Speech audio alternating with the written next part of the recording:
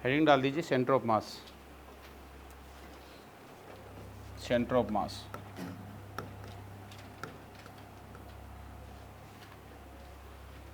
लिखिए for any system of particles, for any system of particle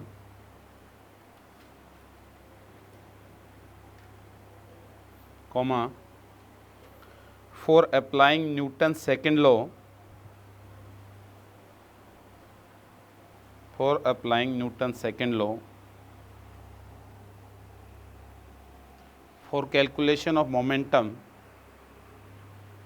comma लगा के लिखते रहना, for calculation of momentum, for application of pseudo force, for application of pseudo force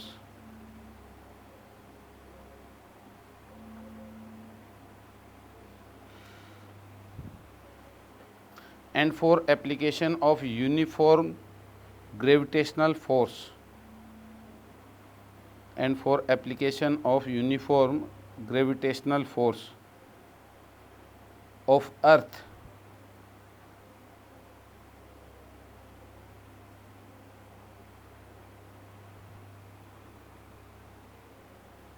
क्या लिखा आपने शुरू में जो लिखा है for any system of particle, उसके लिए बातें कर रहे हैं हम, इसको अंडरलाइन कर लो, for any system of particle.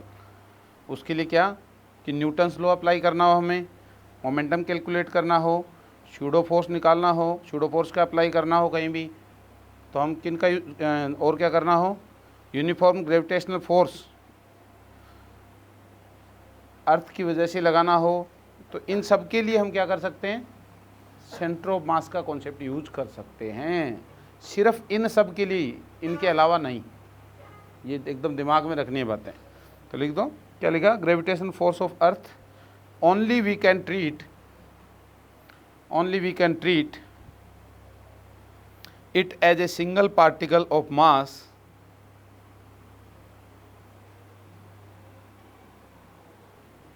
treat it as a single particle of mass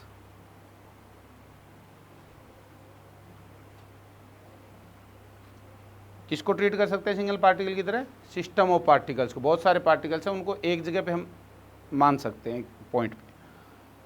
we can treat it as a single particle of mass equal to total mass, equal to total mass kept at point known as center of mass, kept at point known as center of mass। किन किन के लिए लगा सकते हैं centre of मास का concept, बताइए मेरे को एक बार। न्यूटन सेकेंड लॉ लगाना हो, स्यूडो फोर्स का कॉन्सेप्ट लगाना हो, हैं, मोमेंटम के लिए लगाना हो, न्यूटन्स लॉ ऑफ ग्रेविटेशन लगाना हो, इन सब के लिए लगाएंगे। इनके अलावा कहीं भी लगाएंगे तो सब गड़बड़ हो जाएगा। जितना बताया गया उतना ही लगाएंगे, ठीक है ना, इन सब के लिए लगाएंगे हम। जैसे ये एक रोड है यहाँ,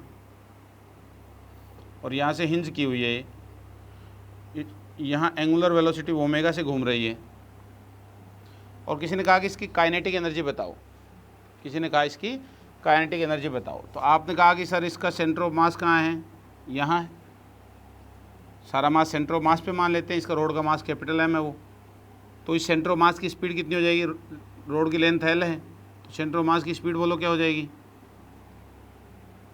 v of centre of mass equals to L by two omega. अरे v equals to R omega होता है, हमें पता है, तो L by two into omega, ये इसके सेंटर ऑफ मास की स्पीड हो गई। ये मान लो यहाँ सेंटर ऑफ मास है। सेंटर ऑफ मास वो पॉइंट होता है जहाँ पूरा मास, एंटायर मास क्या होता है, एक पॉइंट पे सिचुएटेड माना जा सकता है। जैसे एक कॉपी है, कॉपी देना मेरे को, एक बुक दे दे, ये है। अब इसके अंदर क्या करना है आपको, सेंटर ऑफ मास कहाँ होगा, इसका सेंटर ऑफ मास कहीं एक सिंगल पॉइंट होगा जिसपे इसको पूरी ऑब्जेक्ट को क्या किया जा सकता है, उठाया जा सकता है। इस पूरी बुक को एक पॉइंट पे उंगली रख करके इसको उठाया जा सकता है। ये देखो, तो ये पॉइंट इसका क्या हो गया, सेंटर ऑफ मास वाला पॉइंट हो गया। सिंगल एक पिन पॉइंट पे उठाया जा सकता है, एक डॉट पे।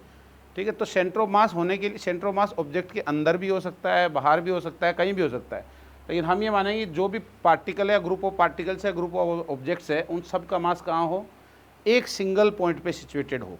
वो पॉइंट क्या कहलाता है, सेंटर ऑफ मास कहलाता है। ठीक है ना। अरे कृष्ण जी को सेंटर ऑफ मास पता था, तभी तो गोवर्धन पर्वत उठा लिया था, उनको बहुत फिजिक्स आती थी।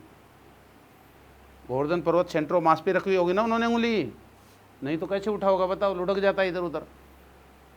ठीक है, तो उनको बहुत फिजिक्स आती, रोटेशन वगैरह सब का ख्याल रख के उन्होंने उठाया था उस पर्वत को। हनुमान जी को थोड़ी कम आती थी तो हथेली लगा दी, आती तो उनको भी बहुत थी। हथेली भी पर्वत की तुलना में तो काफ़ी छोटी चीज़ होती है, उठा के लाए थे ना। तो ये है, तो सेंटर ऑफ मास वो पॉइंट है जहाँ एंटायर मास को सिचुएटेड मान सकते हैं। तो इसका रोड का सेंटर ऑफ मास आपको पता ही होगा, इतना पढ़े भी हो आप पहले कि कहाँ पे है, L/2 दूरी पे है। तो velocity of centre of mass L/2 into omega हो जाएगी। अब क्या होगा भाई, इसकी काइनेटिक एनर्जी निकालनी है। तो काइनेटिक एनर्जी का फॉर्मूला क्या होता है, हाफ आई ओमेगा स्क्वायर, यूँ ही। तो हाफ mv² लगा देते हैं बढ़िया, आई ओमेगा स्क्वायर तो आगे आएगा, अभी तो है ही नहीं। तो क्या होगी, काइनेटिक एनर्जी हमने निकाली। हमने कहा कि सर काइनेटिक एनर्जी जो है, काइनेटिक एनर्जी का एक ही फॉर्मूला है दुनिया में, हाफ mv², इसी के प्रोडक्ट हैं सारे, एक ही फॉर्मूला है दुनिया में, हाफ mv²। v कितना, L/2 इंटू ओमेगा का स्क्वायर। अरे यही ना, तो आपने काइनेटिक एनर्जी निकाली कैलकुलेट कर करके, और वो काइनेटिक एनर्जी कितनी आई भैया, mL² बाई 8 ये काइनेटिक एनर्जी आई। आपने कहा सर ये मेरा आंसर है, और ये बिल्कुल गलत आंसर है, ये बिल्कुल ही गलत आंसर है। इस चीज़ का ध्यान रखोगे, ये सही आंसर नहीं है। इस तरह से आपका दिमाग भ्रमित होगा आगे जाकर के कि सेंटर ऑफ मास लगा दूं। फीलिंग आए वहाँ नहीं लगाना है, जहाँ बताया गया है वहीं लगाना है सेंटर ऑफ मास का कॉन्सेप्ट। ठीक है ना, फीलिंग से नहीं लगाना कि सर यहाँ लग ही जाएगा, काइनेटिक एनर्जी के लिए बताया गया मैंने लगेगा, तो नहीं लगेगा। ठीक है, किस किस के लिए लगेगा, Newton second law, pseudo force का लगाना है किसी चीज़ पे, तो उसका टोटल मास m मान के लगा सकते हैं हम उसको। मोमेंटम के लिए लगा सकते हैं, ग्रेविटेशन के लिए लगा सकते हैं। ठीक है ना, इन्हीं चीज़ों के लिए हम सेंटर ऑफ मास का कॉन्सेप्ट लगा सकते हैं, ये ध्यान रखना।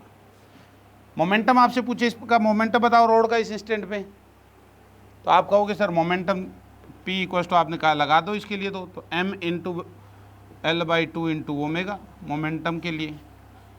अरे यही चीज़ मोमेंटम के लिए करेक्ट है, लेकिन काइनेटिक एनर्जी के लिए क्या है, गलत है। समझ रहे हो बात को, ये है। तो इस चीज़ का ध्यान रखना है, नोट करते रहो इसको ताकि आपको ध्यान रहे।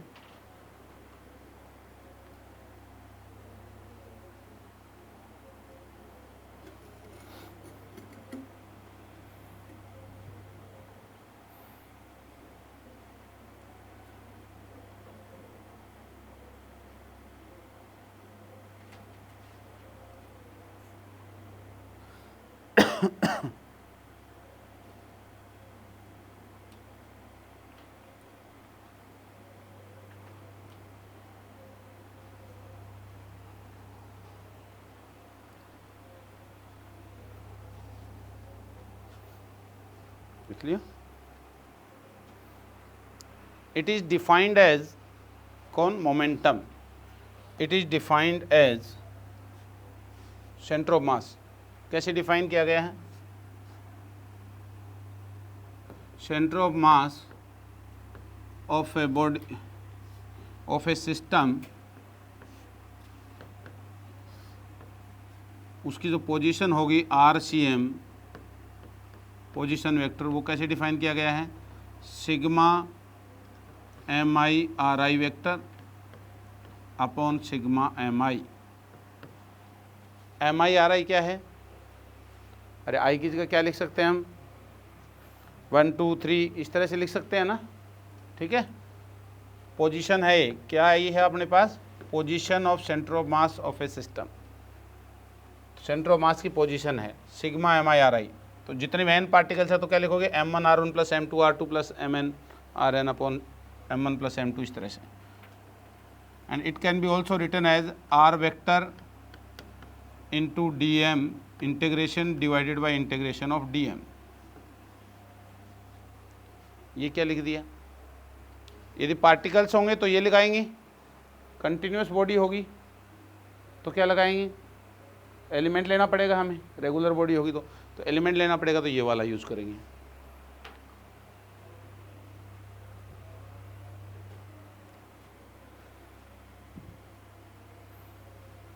अब क्यों आया, कैसे आया, कहाँ से आया, इन चीज़ों में हम टाइम वेस्ट नहीं करेंगे इसकी, है ना।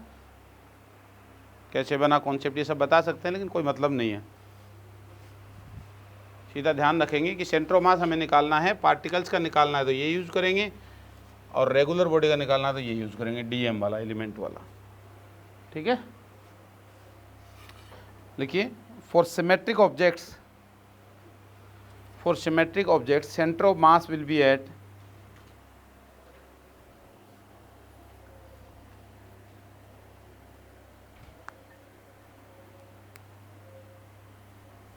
for symmetric objects center of mass will be at center of geometry,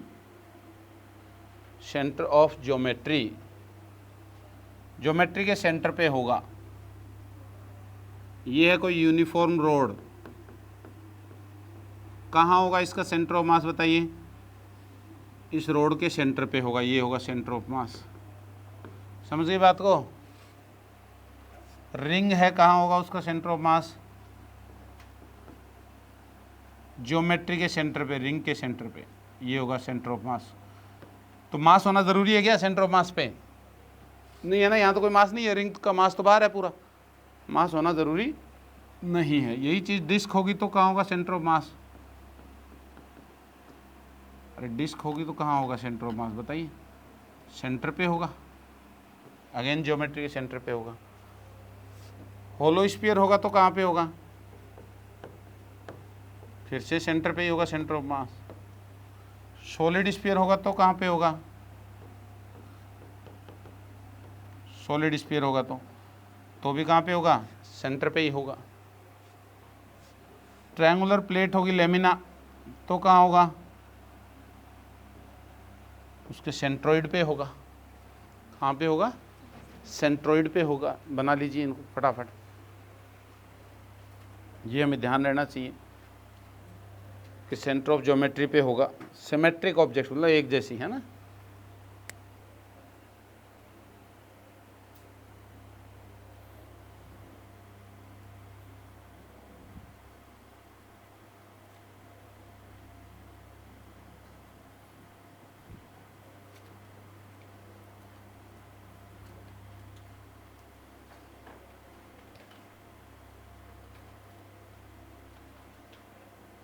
question लिखिए, find out centre of mass of the following system of particles.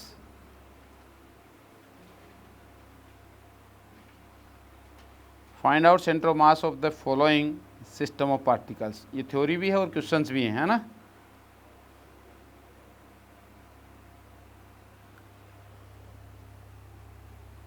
बताइए मेरे को, ये m1 मास है और ये m2 मास है, ये l दूरी पे हैं दोनों, तो इनका सेंटर ऑफ मास कहाँ पे होगा। क्या करूँ मैं, क्या करना पड़ेगा हमें, r क्या है, पोजीशन वेक्टर है, पोजीशन ऑफ सेंटर ऑफ मास लिखा था हमने RCM, तो पोजीशन कहीं से तो निकलेगी, तो किसी चीज़ को क्या मानना पड़ेगा आपको, ओरिजिन मानना पड़ेगा। कहीं भी मान सकते हो, ओरिजिन इंपॉर्टेंट नहीं है, रिजल्ट वही आने वाला है। तो किसको मान लूँ, या मान लूँ इसको ओरिजिन, उसको मान लो, इसको मान लो, बीच में मान लो, कहीं भी मान सकते हो आप, ठीक है ना। तो इसको ले लिया मैंने ओरिजिन 0,0। तो बताइए R of centre of mass कहाँ आएगा, क्या है फॉर्मूला, सिग्मा MI/RI स्क्वायर।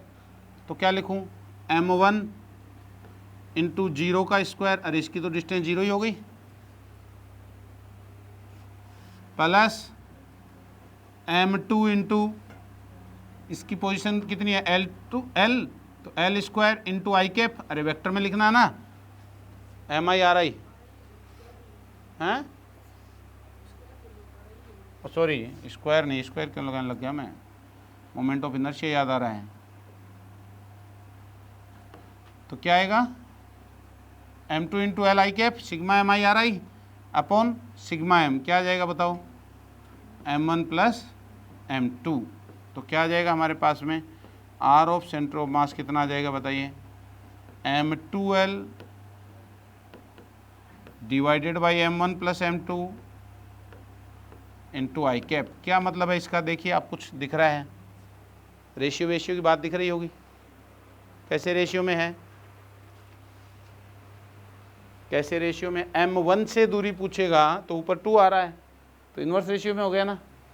अरे नीचे तो सम ऑफ मासेज आ गया, रेशियो आ गया, ठीक है। तो ये ध्यान रखना है, लिख दीजिए। For 2 particle system, for 2 particle system, center of mass will divide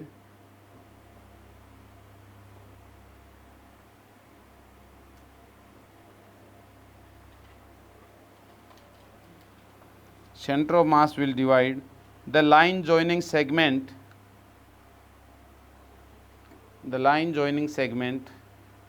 in inverse ratio of masses,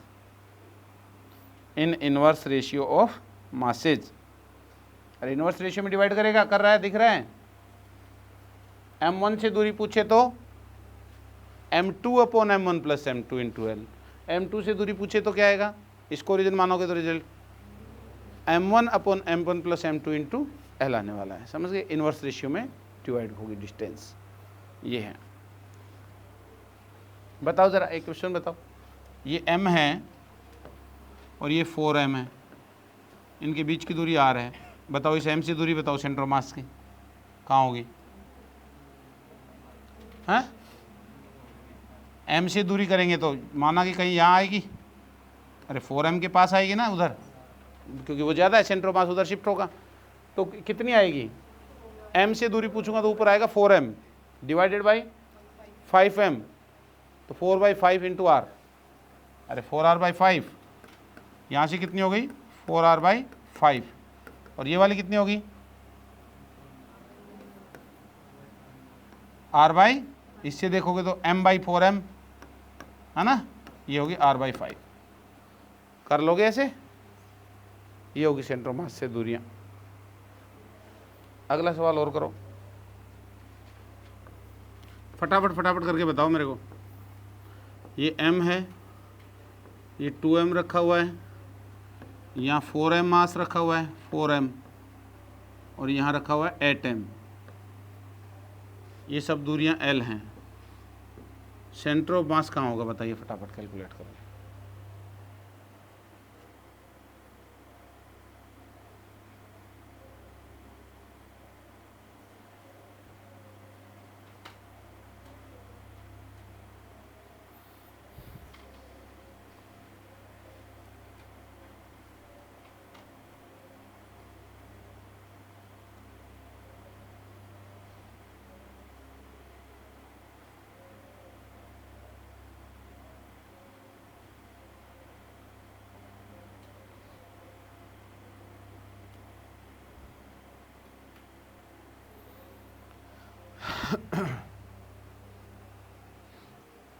क्या आया?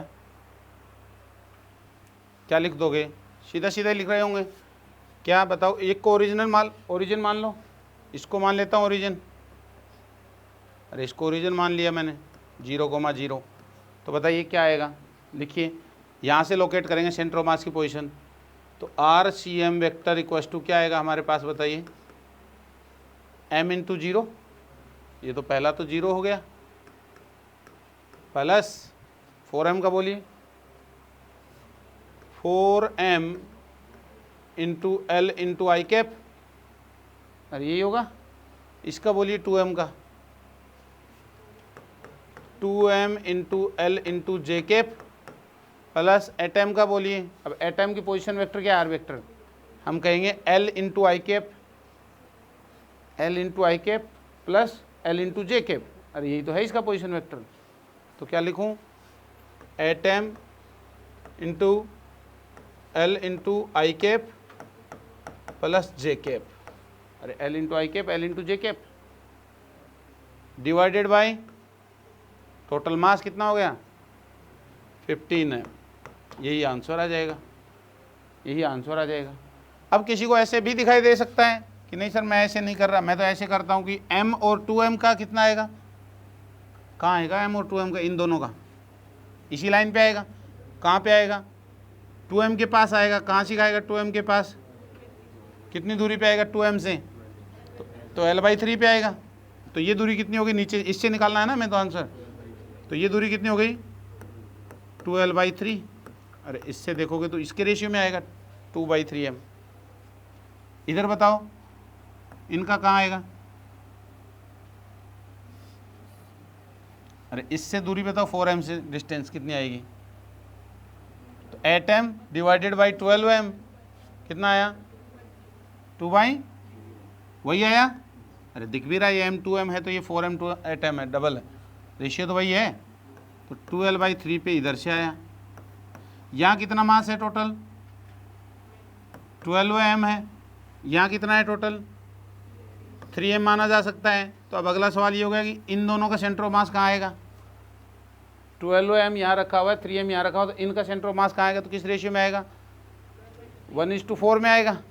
अरे 1:4 में आएगा। तो यहाँ से डिस्टेंस निकालूँ तो कितने पे आएगा? 4/5।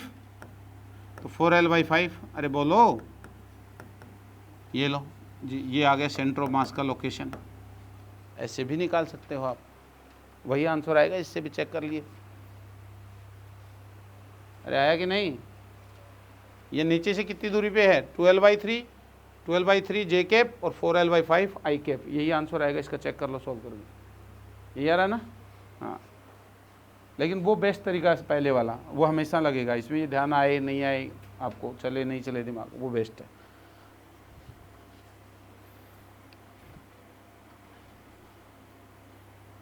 कर लोगे ऐसे? एक और बताओ करके। ये दो रोड रखी हुई हैं, इसका मास है 2m और लेंथ l है, और इसका मास है m और लेंथ l है। बताओ सेंटर ऑफ मास कहाँ होगा दोनों का? दोनों का सेंटर ऑफ मास कहाँ होगा?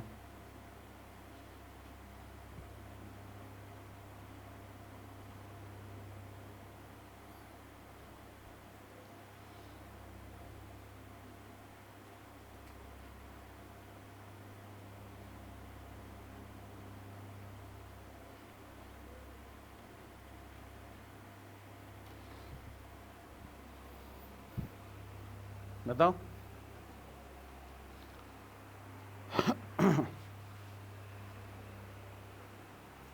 इसका सेंटर ऑफ मास बताओ इस रोड का कहाँ है? अरे बोलो, इसका कहाँ पे है? इसके सेंटर पे है L/2 पे। कितना? 2m। इसका कहाँ है? इसके सेंटर पे है कितना? m। अब नया सेंटर ऑफ मास कहाँ आने वाला है? इसी लाइन पे तो आने वाला है। अरे बोलो कहाँ पे आएगा? लेकिन किसको ओरिजिन मान लूँ? इसको मान लूँ, यहाँ से बताएं? इससे मान लें? नहीं तो आपको ये डिस्टेंस निकालनी पड़ेगी, फिर ये निकाल के रेशियो से भी खेल सकते हो। अरे ये L/2, ये L/2, तो ये आ जाएगा, ये आ जाएगी, तो रेशियो से खेल सकते हो फिर आप। नहीं तो सीधा क्या लगाओगे? RCM कितना? बताओ मेरे को। इसकी पोजीशन कितनी हो गई? m × L/2 × I cap plus 2m × L/2 × J cap divided by 3m is your answer. तो क्या आ गया आंसर? L/6 और ये क्या आया? L/3। अरे ये दो कोऑर्डिनेट आ गए ना, L/6 और L/3, जो आंसर हो जाएगा। कर लिया? अगला क्वेश्चन, अगला क्वेश्चन लेते हैं।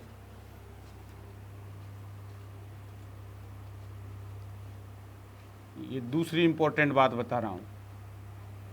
क्वेश्चन है, ये एक रोड है,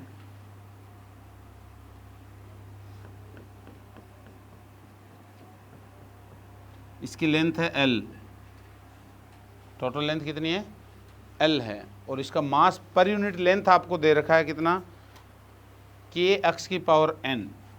लेमडा इज व्हाट? kx⁴n। इसका क्या मतलब समझे?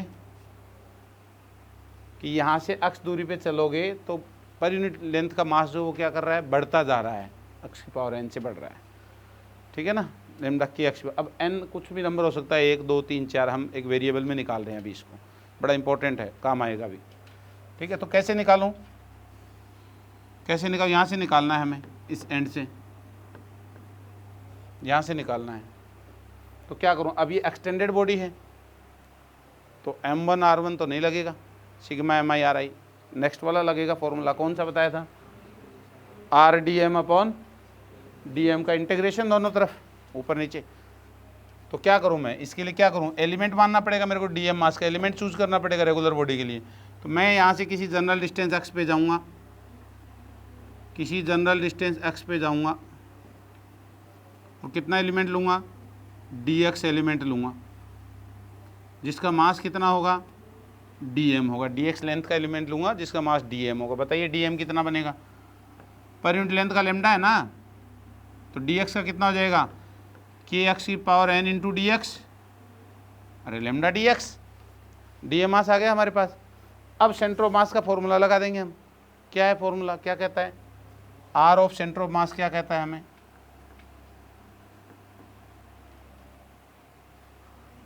क्या था, आर डी एम, तो आर की जगह एक्स डी एम, अरे आर उस डी एम की दूरी तो है, तो X into D M divided by D M का इंटीग्रेशन कहाँ से कहाँ करोगे बताओ, कंप्लीट रोड के लिए 0 से लेकर एल तक करेंगे, 0 से लेकर एल तक। बताइए मेरे को करके क्या आंसर आ रहा है, निकाल के बताइए क्या आंसर आ रहा है।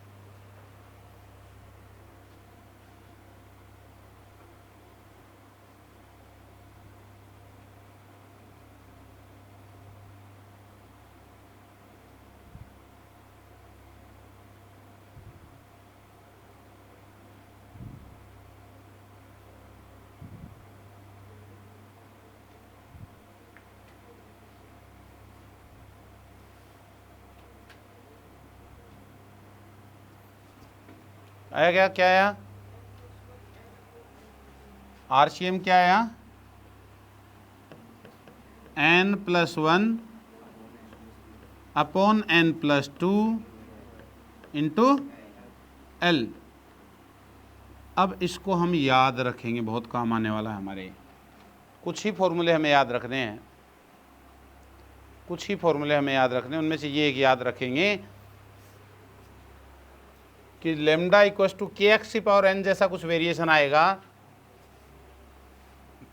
तो हम क्या करेंगे, n+1 अपॉन n+2, याद रखने में इजी है, इंटू एल, अरे ऊपर +1 करना, नीचे +2 करना है, इंटू एल, ये आएगा। अब इससे हम और फॉर्मूलाज बनाएंगे, इसको याद रखना है। बताइए, अब मेरे को अलग अलग बताइए।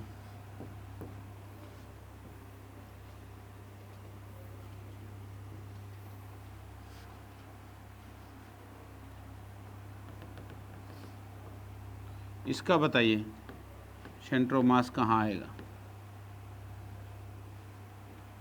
आपको दिया हुआ है y equals to 4ax², y equals to 4ax² या y² इक्वल्स टू ले लो 4ax, y² equals to 4ax, y² equals to 4ax, और ये जो दूरी है ये कितनी है, x बराबर 2a है, यहाँ तक की दूरी कितनी हो गई है, 2a। ये प्लेट है, ऐसी ऐसी एक प्लेट है, इसका सेंटर ऑफ मास बताइए,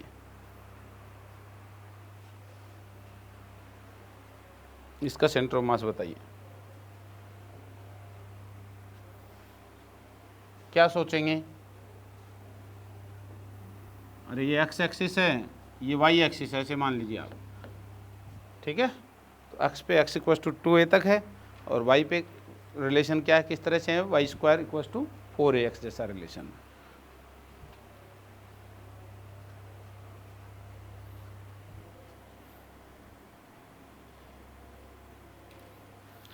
तो एलिमेंट लेना पड़ेगा।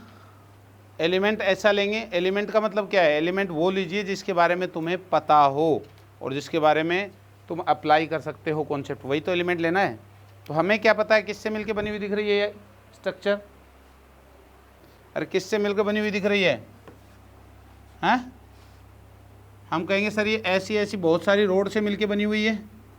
अरे बोलो, मान सकता हूँ कि नहीं? ऐसी ऐसी ऐसी ऐसी ऐसी ऐसी चॉप चॉप चॉप चॉप करेंगे तो इन्फानाइट रोड से मिलके बनी हुई है। कोई दिक्कत है क्या इस बात में? और हम कहेंगे सर हर रोड का सेंटर ऑफ मास यहाँ आएगा, उससे अगली रोड का यहाँ आएगा, उससे अगली का यहाँ आएगा, उससे अगली का यहाँ आएगा, उससे अगली का यहाँ आएगा। क्या सेंटर ऑफ मास इसी लाइन पे पड़ने वाला है सबका? अरे समझ रहे हो बात को? सेंटर ऑफ मास सभी रोड्स का कहाँ पड़ने वाला है? इस लाइन पे पड़ने वाला है। क्या ये सेंटर ऑफ मास जो आ रहा है, मास आ रहा है इस रेड लाइन पे, क्या ये वेरी कर रहा है? क्या यहाँ छोटी रोड है, यहाँ बड़ी रोड है, और बड़ी है, और बड़ी है, तो मतलब लेफ्ट से राइट चलने पे क्या हो रहा है? मास वेरी कर रहा है, पर यूनिट लेंथ का मास वेरी कर रहा है। किस तरह से वेरी कर रहा है मास? मास किसके प्रोपोर्शनल होगा? अरे रोड की क्या है यहाँ हाइट, तो रोड की लेंथ कितनी है? यहाँ हाइट के प्रोपोर्शनल होगा वाई पे। अरे मास किस पे डिपेंड करने वाला है? वाई पे। मास प्रोपोर्शनल टू क्या होगा? वाई।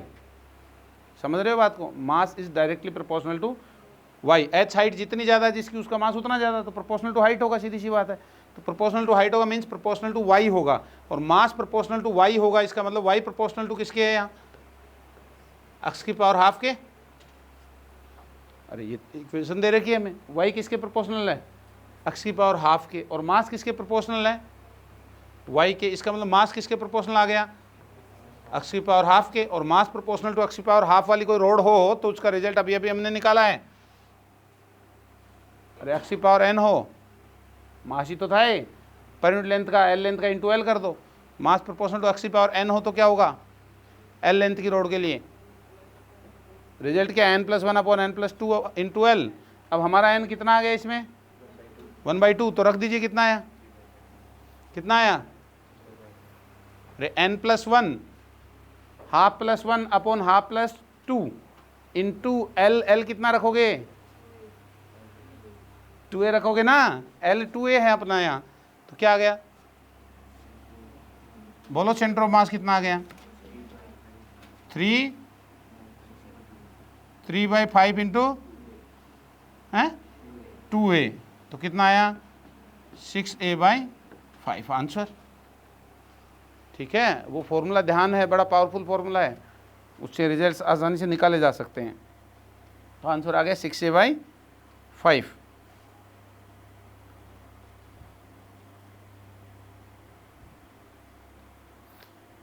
कर लिया? फिर से यही डायग्राम बनाइए अगले क्वेश्चन के लिए। सेम डायग्राम, सेम डायग्राम, यही डायग्राम बनाइए फिर से।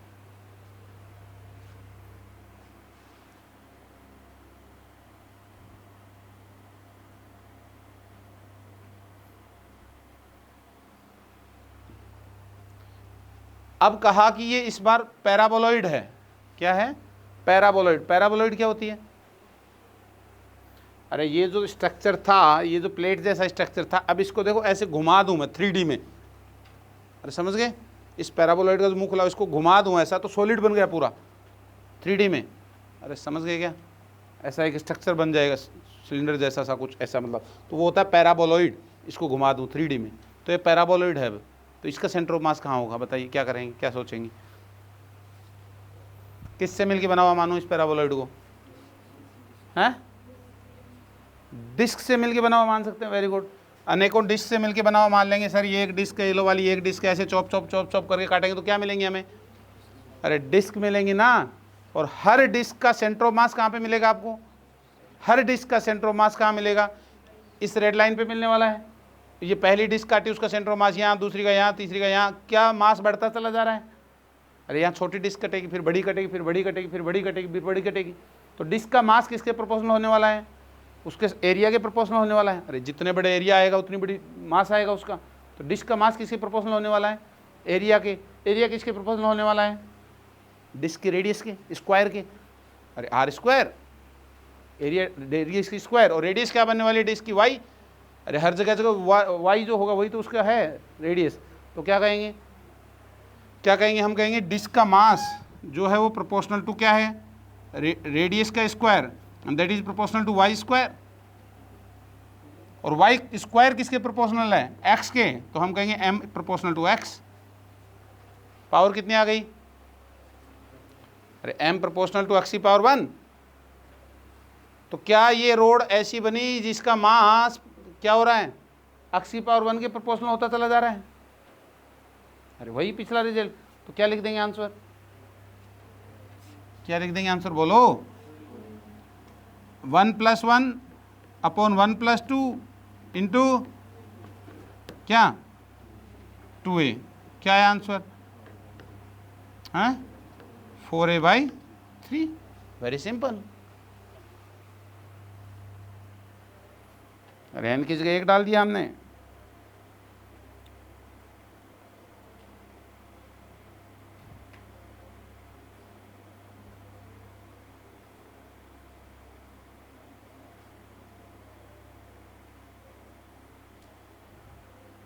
समझ गए क्या,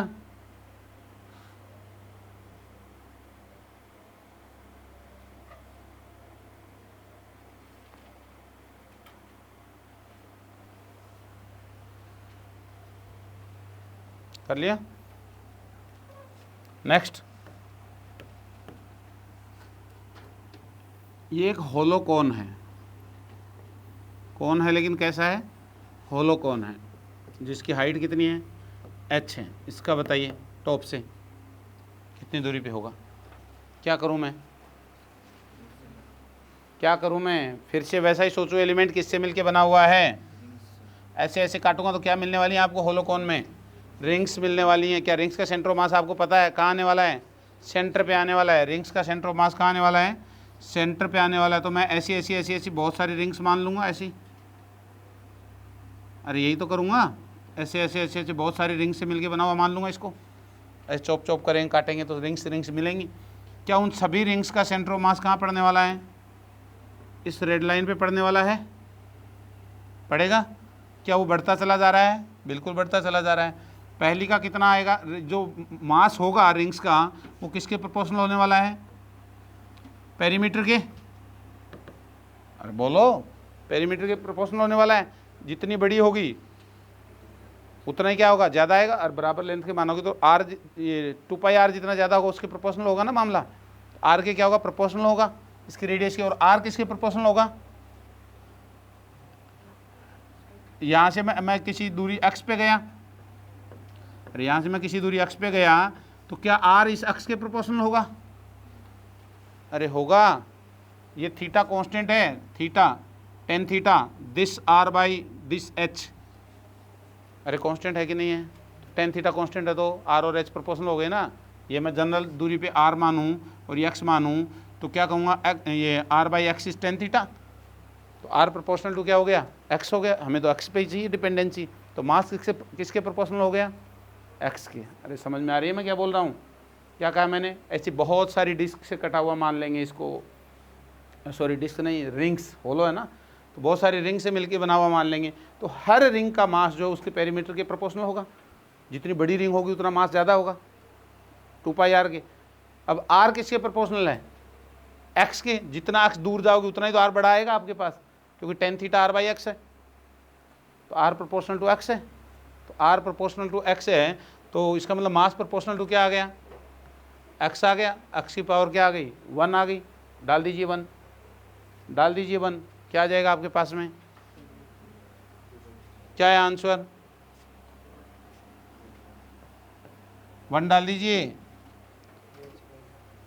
2/3 और h है पूरी, तो 2h/3। अरे सिंपल है, कहाँ से? ऊपर से। नीचे से पूछता तो h/3, l दे देगा तो l/3।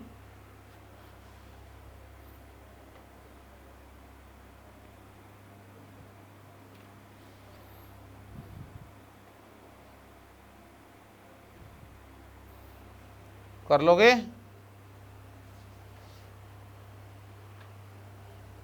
नेक्स्ट बताइए, सॉलिड कौन का बताइए, सीधा फटाफट बताइए। अब सॉलिड कौन का, ये सॉलिड कौन है कोई, इसका बताइए।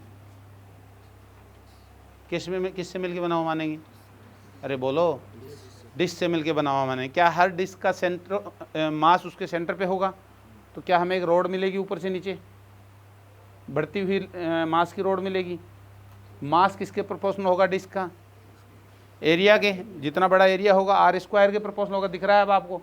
तो डिस्क काटेंगे तो m प्रोपोर्शनल टू क्या होगा? r² के होगा। और r किसके प्रोपोर्शनल है? x के। अरे अभी देखा था tan थीटा कांस्टेंट होता है। तो r प्रोपोर्शनल टू x है, तो m प्रोपोर्शनल टू क्या हो गया?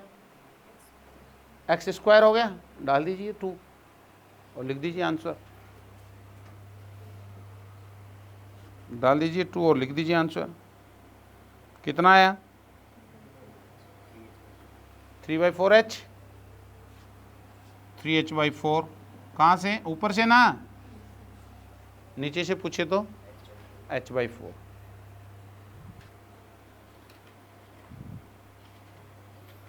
अरे कर लोगे?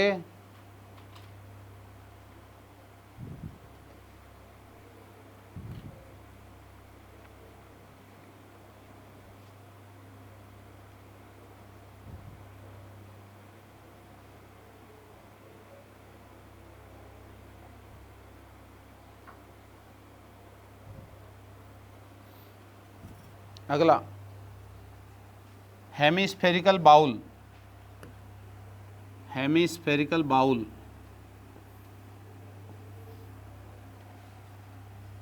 किससे मिलके बना हुआ मानूं इसको?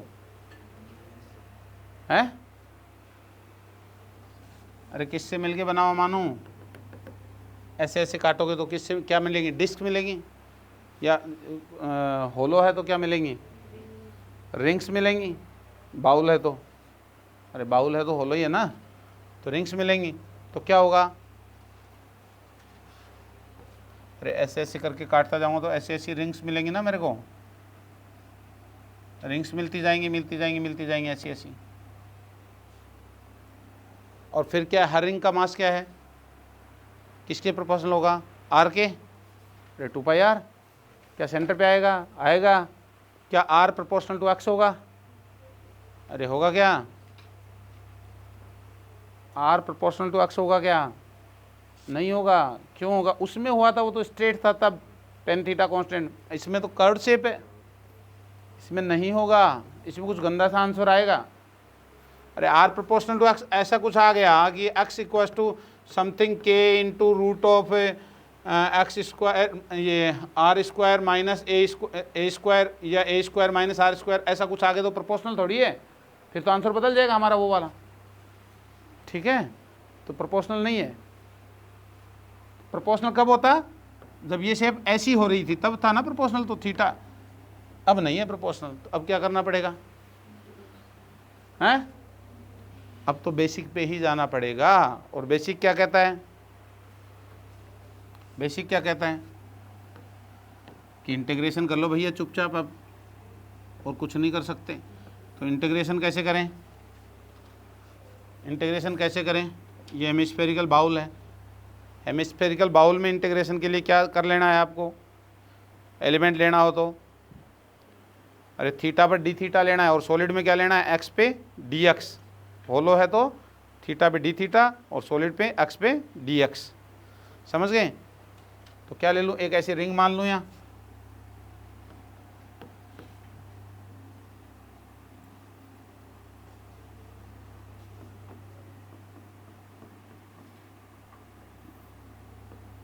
ये कितना हो गया? थीटा। ये एंगल कितना हो जाएगा? D theta. अरे हो जाएगा ना। ये दूरी कितनी? आर, तो इसकी थिकनेस कितनी होगी? Are D theta. अरे बोलो, इसकी चौड़ाई आर डी थीटा। ये आर डी थीटा हो गई। तो निकालिए सेंटर ऑफ मास का क्या लगाएंगे कॉन्सेप्ट, वाई निकालते हैं, वाई ऊपर नीचे। अरे अक्ष में तो दिख रहा है सिमेट्री है, अक्ष कंपोनेंट में तो सिमेट्री आएगा तो इसी लाइन पे ही दिख रहा है ना, सब तरफ एक जैसा है मामला, बाउल है तो आएगा तो अक्ष में तो निकालने की जरूरत, निकालोगे तो भी जीरो ही आएगा। वाई का निकालते हैं तो वाई कंपोनेंट निकालते हैं, तो वाई सी एम बराबर Y into D M upon D M का इंटीग्रेशन। अरे यही तो करना है, Y into D M upon D M का इंटीग्रेशन। तो क्या करूं बताओ, वाई कितना आएगा, सब थीटा के टर्म में बताना है, वाई कितना आएगा,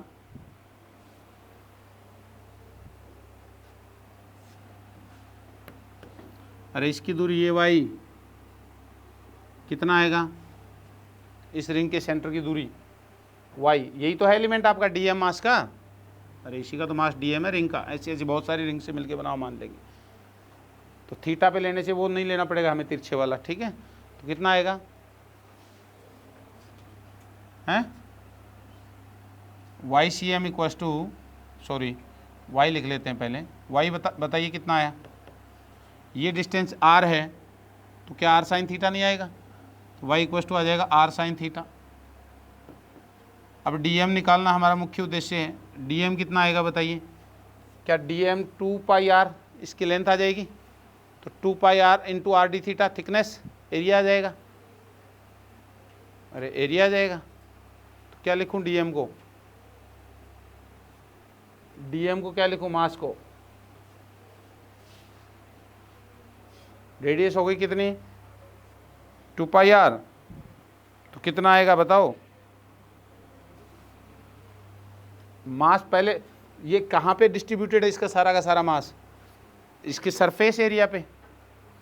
अरे कहाँ डिस्ट्रीब्यूटेड है पूरा मास, सरफेस एरिया पे, कर्व सरफेस पे, और पूरा स्फीयर क्लोज होता तो कितना होता इसका एरिया 4 पाई आर स्क्वायर, अब आधा है तो 2 पाई आर स्क्वायर, तो 2 पाई आर स्क्वायर पे कितना मास है m, तो पर यूनिट एरिया पे कितना हो जाएगा m upon 2 pi R square, अरे है ना m upon 2 pi R square पर यूनिट एरिया पे आ गया। तो इसके एरिया पे कितना आएगा, इसके एरिया से मल्टीप्लाई कर दूं तो इसका एरिया कितना 2 पाई आर, कितना होगा बोलो 2 पाई आर, आर कितना, अरे आर कोस थीटा, ये आर है ये थीटा है, तो ये वाली आर साइन थीटा थी, तो ये वाली लेंथ कितनी आएगी हमारे पास, ये आर कोस थीटा तो आएगी। अरे समझ गए, ये थीटा तो ये भी तो थीटा होगा अंदर, तो आर कोस थीटा, तो 2 pi R cos theta 2 pi R हो गया, इंटू ये तो 2 पाई आर लेंथ आई है इसकी, इंटू थिकनेस से भी तो मल्टीप्लाई करोगे, तो कितना are D theta, are D theta कितना है सॉल्व करने पे, 2 पाई से 2 पाई कैंसिल हो गया, आर स्क्वायर से आर स्क्वायर कैंसिल हो गया, तो डी एम क्या आ गया आपके पास में M cos theta D theta आ गया आपके पास में, ये डाल दीजिए वहाँ पे और सोल्व कर दीजिए। बताओ क्या है आंसर, सोल्व करके बताओ मेरे को। वाई कितना है R sine theta into M भी है और कोस थीटा भी है इंटू डी थीटा है, डिवाइडेड बाय डी एम को क्या लिख दूँ, एम लिख दूँ टोटल, अरे डी एम का एम लिख दूँ तो एम तो कैंसिल हो गया, एम को छोड़ा जा सकता है, तो इसका ही इंटीग्रेशन करना है बस अब आपको, इसका इंटीग्रेशन करना है, तो बताइए क्या आएगा, कहाँ से कहाँ तक करूँ इंटीग्रेशन, अरे थीटा यहाँ से लिया है तो 0 से लेकर पाई तक, 0 से लेकर पाई तक, बताइए क्या है आंसर, 0 से लेकर पाई तक इंटीग्रेट कर दो इसको, ये क्या बन गया अंदर साइन 2 थीटा बन जाएगा ना, इसको साइन 2 थीटा बना दो,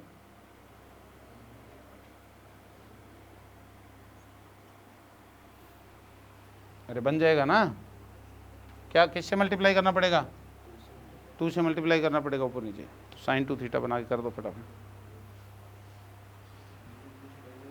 हैं क्या, हाँ 0 से पाई लगाएंगे, 0 से वहाँ तक पूरा, सॉरी 0 से पाई बाई 2, 0 से पाई बाई 2, 0 से पाई बाई 2, बिल्कुल बिल्कुल ठीक है, पाई नहीं 0 से पाई बाई 2 ही, यहाँ तक में कंप्लीट हो जाएगी ना सारी रिंग्स, बिल्कुल 0 से पाई बाई 2 लगाइए।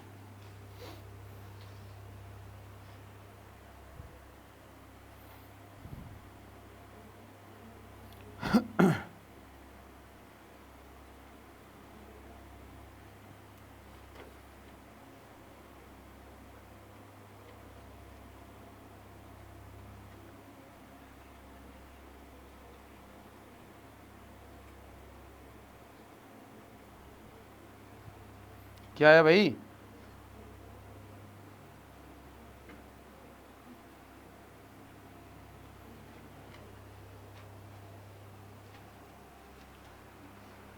अरे इतनी देर का इंटीग्रेशन थोड़ी था ये।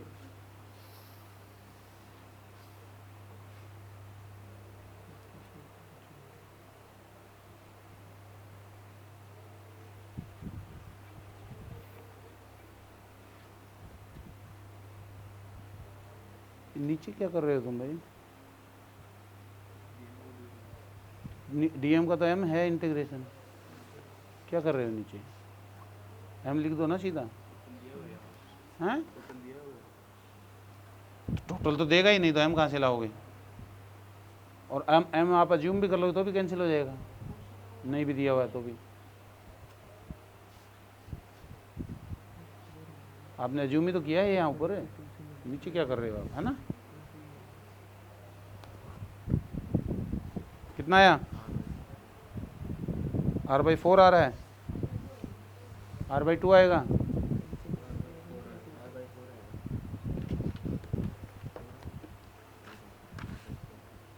अरे इंटीग्रेशन तो नहीं आ रहा तुम्हें, शर्म आनी चाहिए। हैं? कितना आ रहा है? इसका R/2 आ रहा है। सोच लो अभी, और सोच लो क्या आएगा।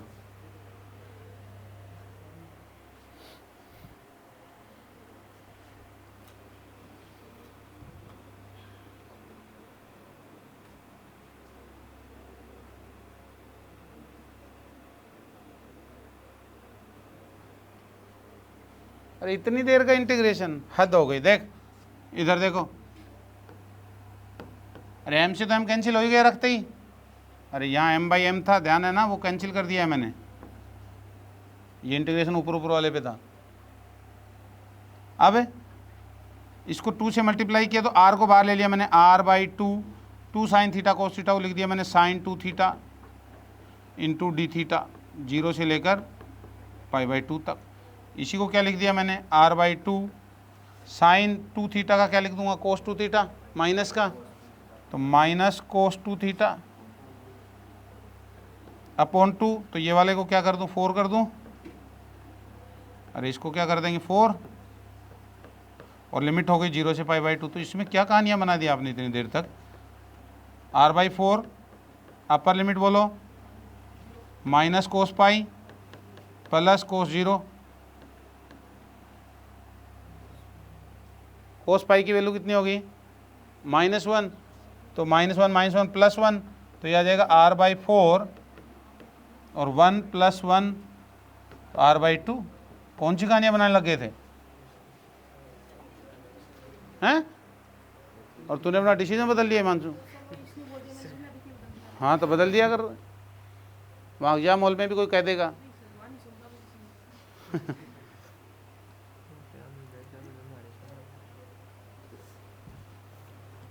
ठीक है, तो ये याद रखना है, ये एक और फॉर्मूला है जो हमें याद रखना है। अभी तक कौन कौन से फॉर्मूले याद रखने हैं हमें? अरे एक तो रखना है 2 पार्टिकल सिस्टम का इन्वर्स रेशियो मासेज में होगा। 2 पार्टिकल सिस्टम का 2 पार्टिकल्स का centre of mass inverse ratio masses में होगा। दूसरा कौन सा याद रखना, रोड वाला, n+1 upon n+2 into L, that's it. 2 ही याद रखने। तीसरा ये है जो याद करना है, बाकी हम रन टाइम पे बना लेंगे जो भी देगा। दुनिया 25-30 फॉर्मूले याद करती है, हम 5 याद करेंगे बस सेंटर ऑफ मास में। 5 से हमारी दुनिया चल जाएगी। और फिर कोई ऐसा स्ट्रक्चर आ गया जिसका निकालना पड़ेगा, वो तो निकालना ही है, फिर सबको ही निकालना पड़ेगा। फिर इंटीग्रेशन वगैरह करके कोई ऐसा स्ट्रक्चर दे दिया तो वो तो फिर अलग बात हो गई। ठीक है, तो r/2 किसका, और ये तुम याद करते तो इलेक्ट्रोस्टैटिक्स पढ़ के आए हो तुम, वहाँ यूज किया है हमने r/2। अरे याद आ रहा है क्या? इलेक्ट्रोस्टैटिक्स में सेंटर ऑफ मास का कॉन्सेप्ट मैंने यूज किया था, याद हो तो। और वो r/2 बाउल पे चार्ज था, r/2 यूज किया था वहाँ, सेंटर ऑफ मास के तरीके से बताया था ना मैंने फॉर्मुलेशन से। हाँ तुम्हें याद हो तो r/2। चलो नेक्स्ट बताओ, यूनिफॉर्मली सॉलिड हेमिस्फीयर का बताओ।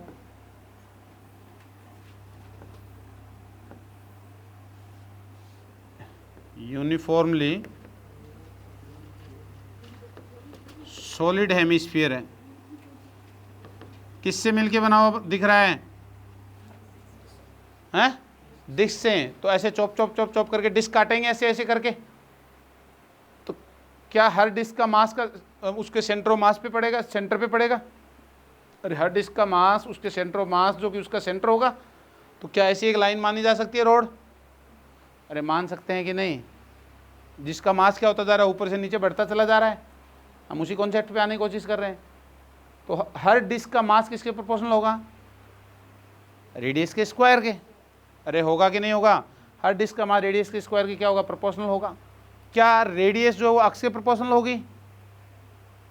अरे होगी कि नहीं? नहीं होगी। पिछले में भी नहीं हुई, तो इसमें कैसे होगी? वही शेप है इसमें भी, तो नहीं होगी। तो नहीं होगी तो फिर ये कॉन्सेप्ट तो नहीं लगेगा, ये एलिमेंट तो नहीं चलेगा। एलिमेंट वो चूज करना है जिसके बारे में सब कुछ पता हो और जो वहां फिट बैठ जाए। तो डिस्क के बारे में सब कुछ तो पता है, लेकिन हमारे उसमें फिट नहीं बैठा डिस्क का एलिमेंट। तो क्या करूं, क्या करूं, क्या करूं? अभी अभी हमने बाउल का निकाला, हेमिस्फेरिकल बाउल का। क्या मैं इसको पूरे को बहुत सारे हेमिस्फेरिकल बाउल से मिलकर बना हुआ मान सकता हूं? हैं? कैसे? एक के ऊपर एक, एक के ऊपर एक छोटा बाउल नीचे रखा। अरे एक छोटा बाउल यहाँ रखा ऐसे, एक जीरो वाला रखा, एक उसके ऊपर चढ़ाया, एक उसके ऊपर चढ़ाया। अरे कटोरी के ऊपर कटोरी, कटोरी के ऊपर कटोरी, कटोरी के ऊपर कटोरी डाल दी। दिख रहा है ऐसा? तो क्या बन जाएगा? पूरा बन जाएगा। ऐसा बनता चला जाएगा। कहाँ तक जाएगा लास्ट वाला बाउल? लास्ट वाले बाउल का सेंटर ऑफ मास कहाँ तक जाएगा? r/2 तक जाएगा। तो r/2 तक ही आएगी रोड हमारी। अरे कितनी दूरी तक आने वाली है? r/2 तक ही हमारी रोड आएगी, r/2 दूरी तक। समझ में आ रही है बात मेरी? r/2 दूरी तक ही हमारी रोड आने वाली है। अब क्या करें? अब क्या करें?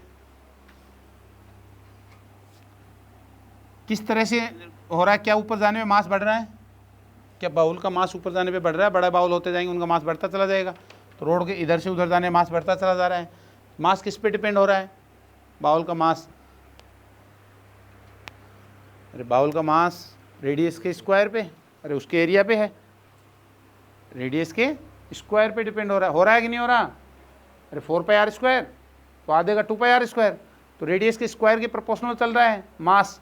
जितना रेडियस ज़्यादा होगी उतना स्क्वायर के अकॉर्डिंग प्रोपोर्शनलिटी ज़्यादा होगी। और क्या रेडियस इस दूरी एक्स कह दो या वाई कह दो इसके प्रोपोर्शनल होगी?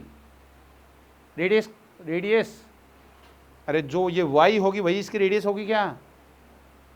पूरे बड़े बाउल का रेडियस बोलो क्या है? कैपिटल आर हो गया ना पूरा। बड़े बाउल का हो गया कैपिटल आर, छोटे बाउल का छोटा, उससे बड़े का और बड़ा। तो क्या जो वाई होगा वही उसकी क्या है? रेडियस है। तो क्या बोला मैं? मास प्रोपोर्शनल टू किसके है? r² की, सरफेस एरिया के। तो मास प्रोपोर्शनल टू r² है, और r किसके प्रोपोर्शनल है? y के। r ही y है या y ही r है? हर बाउल के लिए जो y होगा वही उसका r है। तो वो r के क्या है? प्रोपोर्शनल है। तो क्या ही प्रोपोर्शनलिटी में x मान लो या y मान लो? अरे इधर y बोल रहे हैं उधर x बोल रहे थे रोड के लिए, वही तो बात है। तो x की पावर किसके प्रोपोर्शनल आया? 2 के। अरे r², अरे मास प्रोपोर्शनल टू क्या था? r², और r² प्रोपोर्शनल टू क्या है? x²। x की जगह y यूज कर रहे हैं हम, तो y लिख दो। y की पावर कितनी आई? 1 आई। तो क्या लिखोगे फॉर्मूला? फॉर्मूला क्या लिखोगे? n+1/n+2।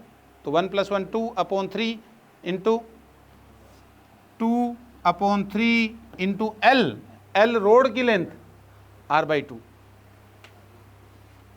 r/2। तो कितना है बे? r/3 आ गया आंसर। हैं? तो r किसके प्रोपोर्शनल आया? y के। अच्छा मास r² के है क्या? तो 2 डालिए फिर। हाँ बिल्कुल बिल्कुल ठीक है। मास r² के प्रोपोर्शनल y की 2, बिल्कुल बिल्कुल बिल्कुल y 2 डालिए। तो 2 डालोगे तो कितना आएगा? हैं? 3/4। तो यह आ जाएगा 3r/8 बिल्कुल ठीक है, 3r/8।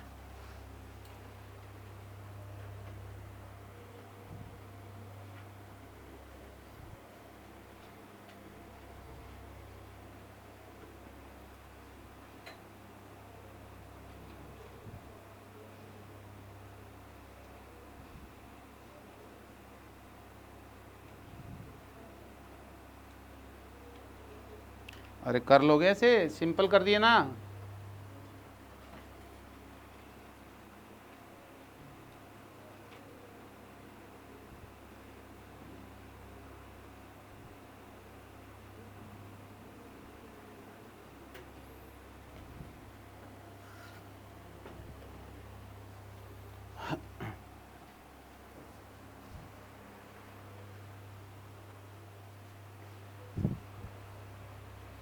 नेक्स्ट सवाल, यही सॉलिड हेमिस्फेरिकल बाउल है और इसकी जो रो दी है वो दे दी CR⁵ क्यूब के प्रोपोर्शनल, CR³ के proportional, C is some constant. अब ये जेई एडवांस का सवाल है, एडवांस का सवाल हो गया है अभी, सॉलिड स्फीयर।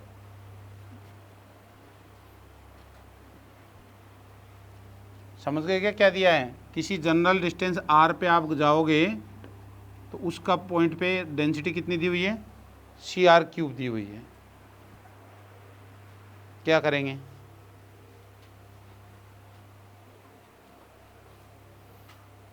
कैसा एलिमेंट मानेंगे?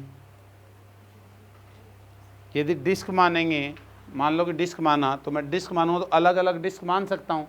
डिस्क में तो पहली समस्या यह है कि डिस्क ऐसे मानूंगा तो उस डिस्क के कुछ पॉइंट्स की दूरी r होगी, कुछ की अलग होगी, कुछ की अलग होगी, और अलग अलग दूरी पे डेंसिटी अलग अलग हो जाएगी, तो सिमेट्री तो वैसे ही खत्म होगी। अरे समझ गई बात को? तो क्या मानूँ मैं?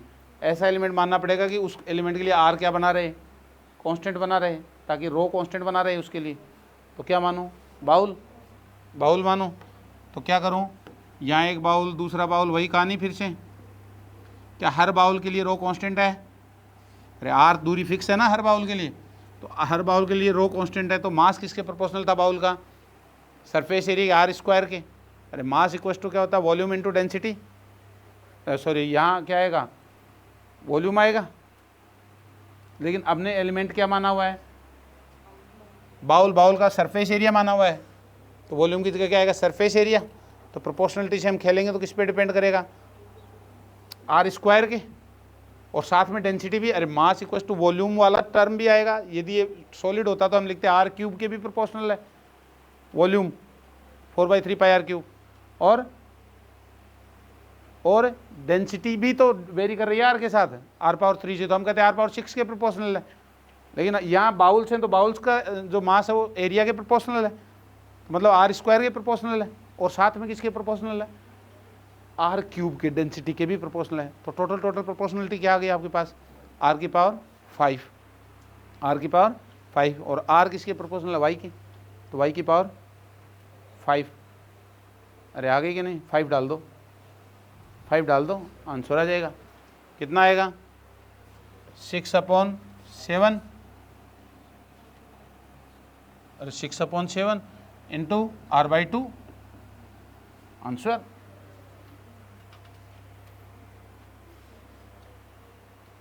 अरे समझ में आ गई प्रोपोर्शनलिटी? वो सरफेस के, बाउल के सरफेस एरिया r² के प्रोपोर्शनल है, लेकिन डेंसिटी किसके प्रोपोर्शनल है? उसकी r³ के प्रोपोर्शनल है। ठीक है?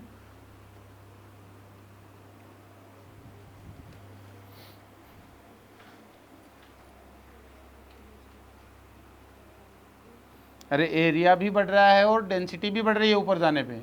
एरिया r² के अकॉर्डिंग बढ़ रहा है, डेंसिटी r³ के अकॉर्डिंग बढ़ रही है, दैट्स इट। तो r⁵ के अकॉर्डिंग बढ़ रहा है मामला, है ना? कोई दिक्कत तो नहीं है? समझ आ रही है बातें?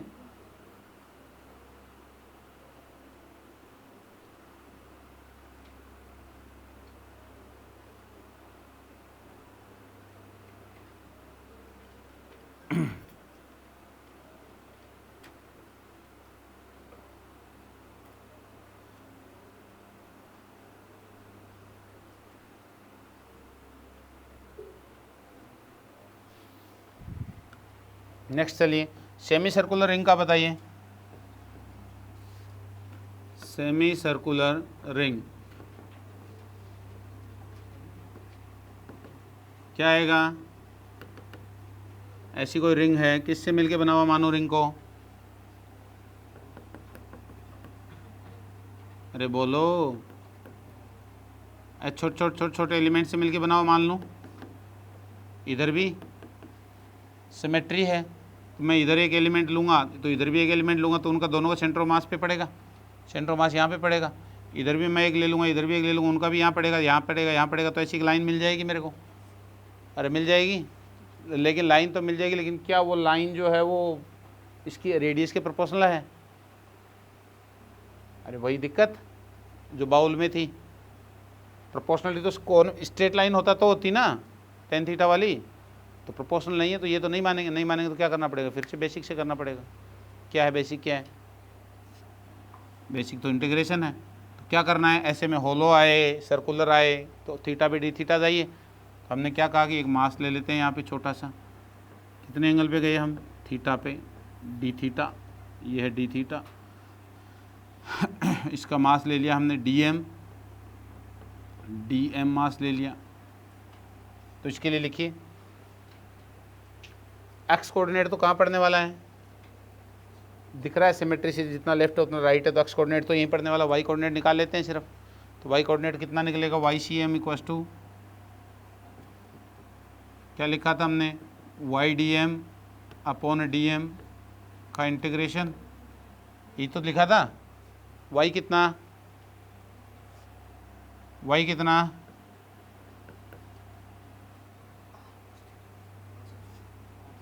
अरे इसका वाई कितना? यही तो होगा। तो आर साइन थीटा, तो Y is R sine theta. D M कितना? तो मास पर यूनिट लेंथ कितना? अरे टोटल पूरा होता तो कितना होता? 2 पाई आर, तो हाफ के लिए पाई आर, तो एम अपॉन पाई आर पर यूनिट लेंथ का मास इनटू ये कितनी सी लेंथ है? R D theta. तो आर डी थीटा कितना? Into R D theta. R से आर कैंसिल, तो सोल्व कर दीजिए क्या आएगा। तो हम कहेंगे M upon R sine theta into M upon pi into D theta divided by D M को एम लिख दूँ। इंटीग्रेशन कहाँ से कहाँ तक करेंगे भैया? ये एम से एम कैंसिल हो जाएगा बाहर आके। तो Y C M equals to बताइए क्या आएगा? R upon pi into sine theta into D theta. Limit बोलो, 0 से लेकर, अब पूरा करना पड़ेगा पाई तक। अरे आधे में तो आधी आएगी, पूरा करना पड़ेगा 0 से लेकर पाई तक। तो बताइए क्या आएगा इसका आंसर?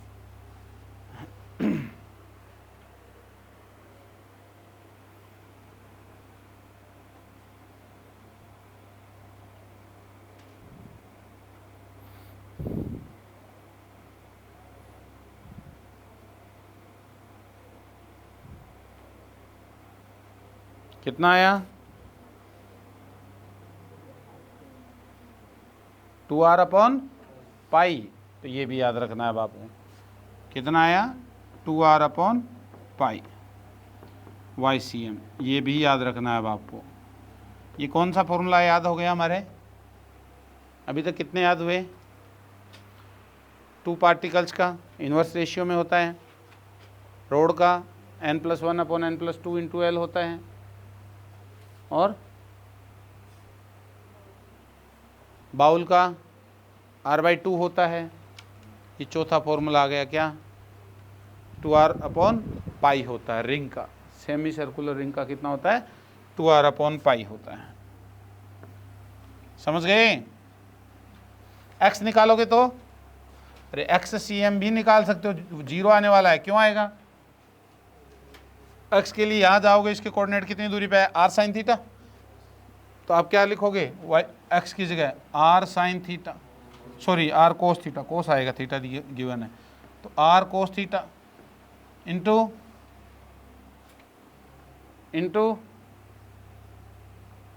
अरे r की जगह r कोस थीटा, dm तो dm ही आएगा, वही सारी कहानी वही आएगी।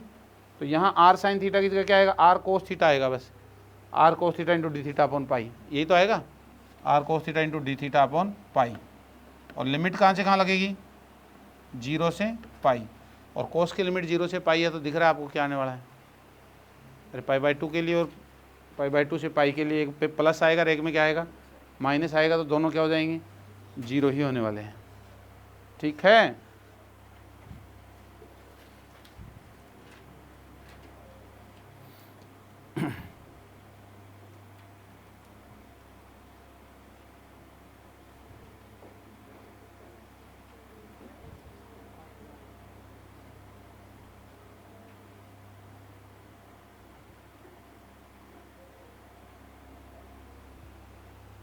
ऐसे पूछ लेगा कोई, आर्क का पूछ लेगा कई बार जेई में बना के कि इस आर्क का बताओ, ये एंगल थीटा है, तो आएगा तो बीचों बीच ही सिमेट्री से, बस लिमिट्स चेंज हो जाएंगी, यही तो चीज़ है, करके देखना इसको, ठीक है, करके देखना, लिमिट्स चेंज हो जाएंगी।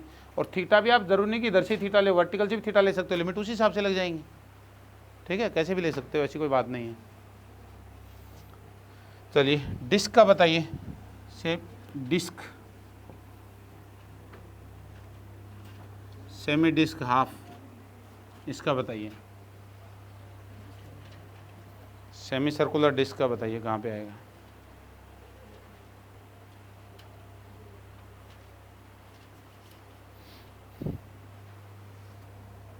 किससे मिलके बना हुआ मानो,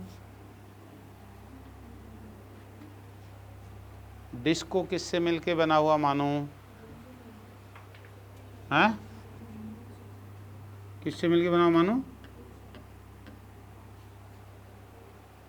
ऐसे काटेंगे तो बहुत सारी डिस्क हैं, तो डिस्क रिंग कैसे आएगी डिस्क में,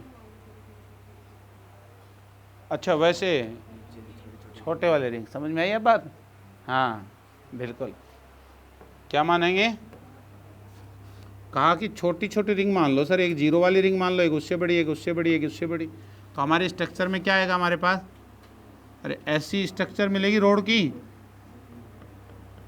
और कितनी ऊंची मिलेगी ये रोड, लास्ट रोड कितनी ऊंची मिलेगी, रिंग का सेंटर ऑफ मास कहाँ होता है, अभी निकाला, 2r अपॉन, तो 2r अपॉन पाई तक ही मिलेगी हाइट, तो 2r अपॉन पाई लेंथ की रोड हो गई।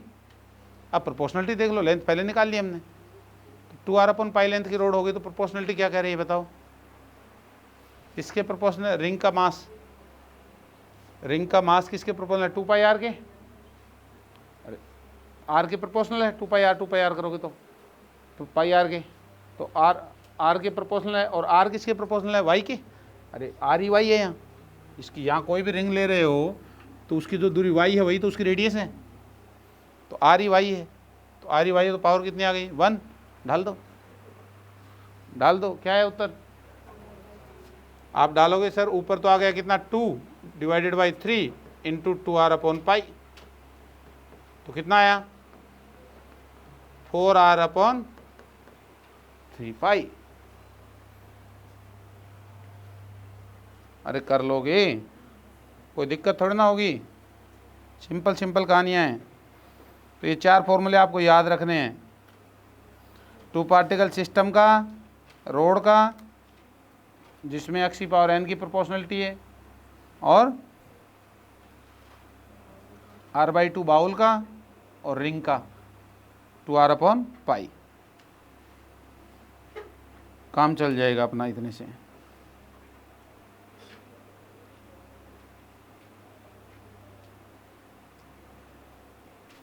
ठीक है, अब मान लो कि ये रोड में जो था,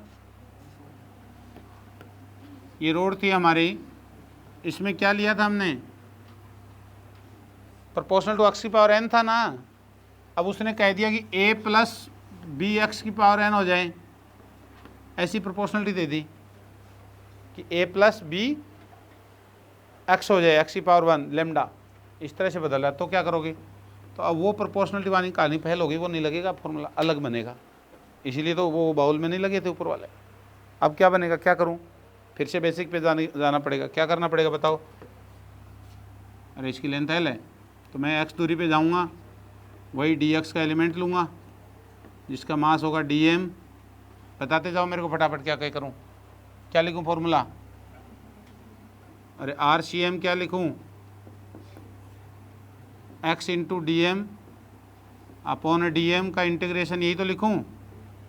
तो क्या लिखूँ इसको बताइए, x अपॉन dm, ये तो m हो गया नीचे वाला टोटल मास, इसका दिया हुआ रहेगा रोड का, और नहीं दिया होगा तो हम इंटीग्रेशन करेंगे भाई, ये डाटा दे रखा है ना, इसी की फॉर्म में लेंगे फिर तो इसी की फॉर्म में लेंगे तो क्या आएगा, dm बोलो क्या लिखूँ, लेमडा dx, तो लेमडा dx लिखूँगा तो a plus B X lambda हो गया इंटू dx अपॉन यही a plus B X into dx। अरे अब दोनों जगह इंटीग्रेशन होगा, कहाँ से कहाँ तक, 0 से लेकर l तक, तो कितना आया, a X square by 2 plus B X cube by 3, अरे यही आ रहा है, डिवाइडेड बाई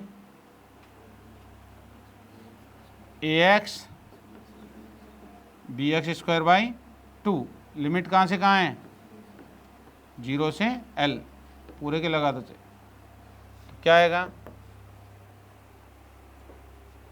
अरे सॉल्व कर दीजिए इसको, A L square by 2 plus B L cube by 3, वो तो जीरो वाली तो टर्म जीरो हो जाएगी, ये हो जाएगा A L plus B L square by 2, है ना, क्या कॉमन आ रहा है, एल कैंसिल कर दो, एक एक एल उड़ा दो सब में से, तो A L by 2 plus B L square by 3 upon A plus B L by 2, और भी सोल्व कर लेना जो भी लिखो, ठीक है, तो ऐसा आंसर आ जाएगा, तो वो आंसर नहीं आएगा, मतलब समझ में आ गई आपकी बात,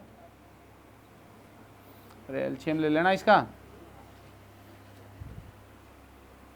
हेडिंग डाल दो centre of mass of truncated body,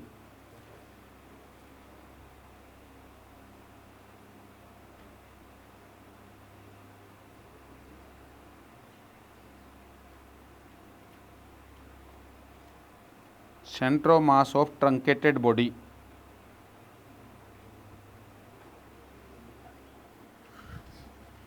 truncated का क्या मतलब है, कटी हुई,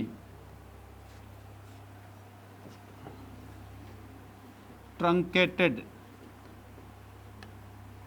बॉडी कटी हुई, तो लिख दीजिए we will use the concept of negative मास,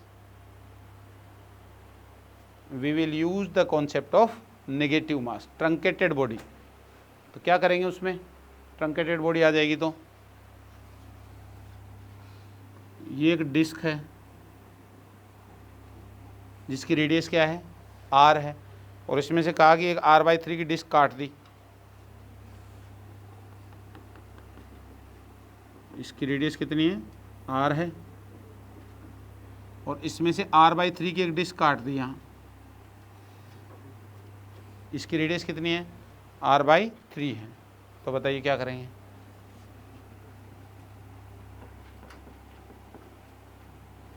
अरे यही है डिस्क, अब आपके पास ये काटा हुआ पार्ट है, इसका सेंटर ऑफ मास कहाँ होगा, ये काट के फेंक दी इतना पार्ट, तो नेगेटिव मास कॉन्सेप्ट यूज करेंगे, क्या है नेगेटिव मास कॉन्सेप्ट, हम कहेंगे कि साहब काटा नहीं है डिस्क को, हम क्या कहेंगे, डिस्क को काटा नहीं है, हम कहेंगे ये डिस्क यही है, ऐसा मान लिया एक बार के लिए, और हम कहेंगे एक नेगेटिव मास की और डिस्क रखी हुई है यहीं पे, लाल वाली है, वो नेगेटिव मास की, तो वो घटा दूंगा तो नेट इफेक्ट तो वही आएगा, अरे मैंने वाइट वाली भी मान ली और रेड वाली मान ली, तो नेट तो जीरो है, कुछ नहीं है यहाँ, एक पॉजिटिव मास है एक नेगेटिव मास है, नेट तो जीरो हो गया, इस कॉन्सेप्ट को हम यूज़ करेंगे, तो पूरी डिस्क का क्या होता है सेंटर ऑफ मास पे, सेंटर पे, तो पूरी डिस्क का मास कहाँ रख लेंगे, सेंटर पे, इस डिस्क का कहाँ होगा, इसके सेंटर पे लाल वाला, अरे होगा कि नहीं, और मास किसके प्रोपोर्शनल होने वाला है डिस्क का, एरिया के, एरिया मतलब रेडियस का स्क्वायर के, एरिया मतलब रेडियस के स्क्वायर के। तो इस बड़ी डिस्क का मास किसके प्रोपोर्शनल होगा? इसकी रेडियस के स्क्वायर के। अरे इसका तो m प्रोपोर्शनल टू क्या होगा? बड़ी डिस्क का r स्क्वायर होगा। और इस छोटी डिस्क का मास किसके प्रोपोर्शनल होने वाला है? अच्छा बड़ी डिस्क कौन सी है? अबे ये इस होल के अलावा है क्या? ना, पूरी होल सहित पूरी डिस्क है। ये होल काटा है, इसके अलावा सहित है पूरी। तो पूरी का r स्क्वायर के प्रोपोर्शनल होगा। इस रेड वाली का किसके प्रोपोर्शनल होगा? इसकी रेडियस के स्क्वायर के। मतलब r स्क्वायर बाई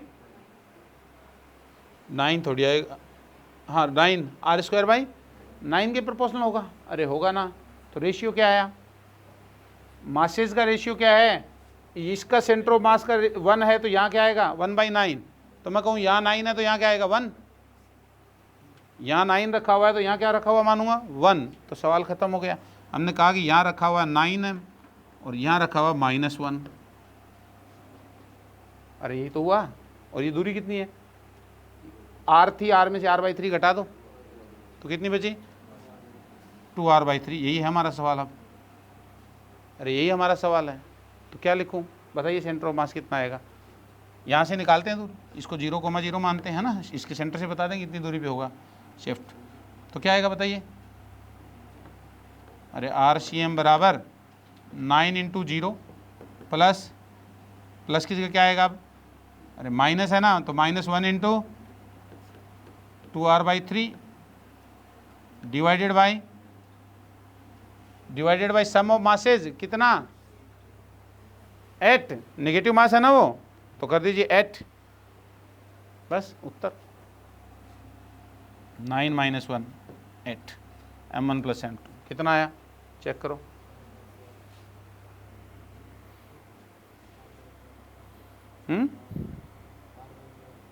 r/12 आया कि माइनस का आया कि प्लस का आया? हैं? माइनस का आएगा ना। r/12 किधर आया? माइनस का मतलब क्या है? हम तो ले रहे थे ये ओरिजिन, तो प्लस आता तो इधर लिखते, इधर तो इधर शिफ्ट हो गया। तो सेंटर ऑफ मास यहाँ ना होगा, कुछ इधर होगा, और होना भी चाहिए ऑब्वियसली, क्योंकि इधर का हिस्सा ही हटा दिया आपने, तो मास इधर का भारी होगा तो इधर ही शिफ्ट होना चाहिए। अरे समझ गए?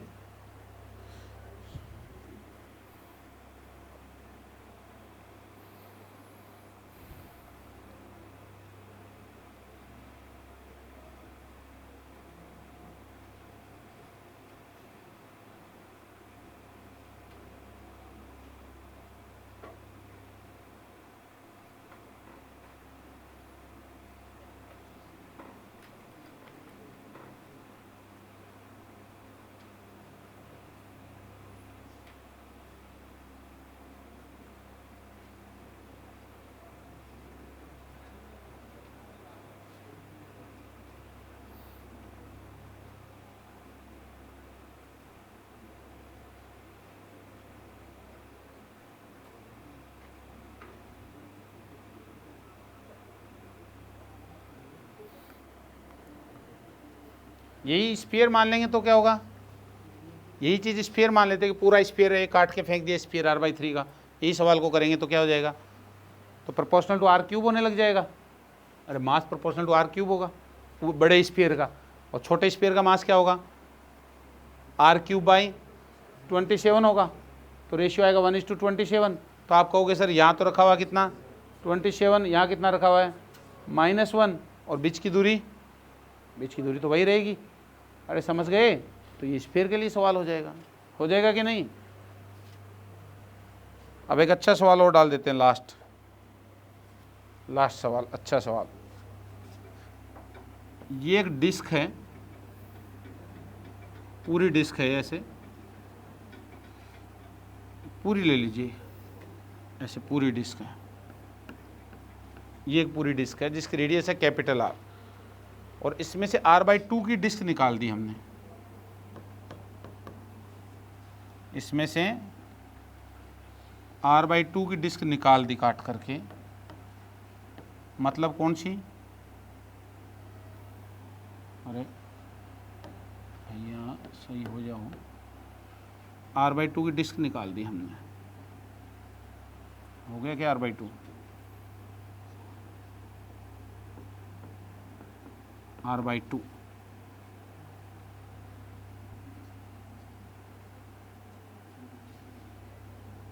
अरे समझे क्या? ये R/2 की डिस्क निकाल दी काट करके। तो अब बताइए सेंटर ऑफ मास कहाँ आएगा?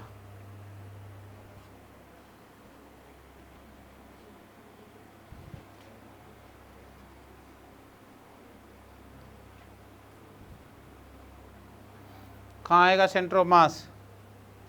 दो मास मानेंगे। अरे एक तो पूरी का मानेंगे, पूरी का कहाँ आएगा? पूरी का तो यहीं आ जाएगा। अरे एक M1 मानेंगे और M2 कहाँ मानेंगे? अरे कहाँ आएगा इसका सेंटर ऑफ मास? दूसरी का। पीछे देख लो, सेमी सर्कुलर डिस्क का 4R/, तो कितनी दूरी पे लिखूं यहाँ? अरे बोलो 4R/3। यही गलती करती है जनता। 4R/3 क्यों? R खुद भी तो R/2 है बे। फिर ओसीट करते हैं बाहर आगे हैं? तो कितना आएगा? 4R/, हैं? क्या लिखूं? 6π। 4R/6π पे आएगा। समझ गए बात को? एक मास M1, दूसरा मास M2। अब कितना कितना क्या रेशियो आएगा ये भी बताइए मेरे को, सोच के बताना।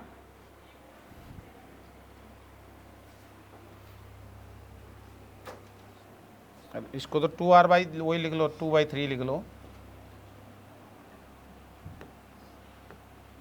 2R/3 ठीक है। ये आ गया। अब मासेज कितने कितने किस रेशियो में आएंगे वो बताइए मेरे को। मास किसके प्रोपोर्शनल है? R² के। अरे R² के है ना। अरे M1 R² के प्रोपोर्शनल होगा। M2 हैं? अरे M1 जो है वो तो R² के प्रोपोर्शनल है। इसका एरिया क्या होगा? πr²/4 होगा ना। तो R²/4 के प्रोपोर्शनल होगा। अरे समझो बात को, इसका मास है वो R² के प्रोपोर्शनल होगा। इसका किसके प्रोपोर्शनल होगा? R²/4 के। तो रेशियो क्या होगा? 4:-1। तो रख दीजिए अब 4 ही होगा ना पक्का? अरे सोच लो 4 होगा क्या? M2 जो है वो